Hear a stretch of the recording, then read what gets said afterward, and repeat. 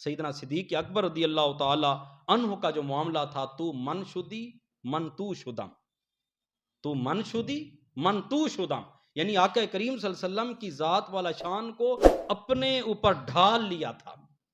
سارا پرتاؤ کریم آقا صلی اللہ علیہ وسلم، گفتگو ویسی، اٹھنا بیٹھنا ویسا، اور عبادات کا معاملہ ویسا،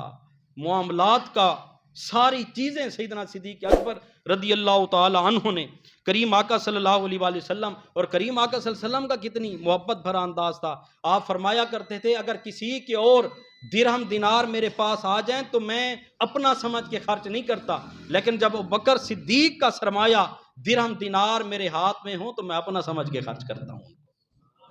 یہ اعتماد تو اللہ کی ذات کے ساتھ، حضور علیہ الصلوۃ والسلام کی ذات کے ساتھ اپنا اعتقاد مضبوط کرے۔ اعتقادکم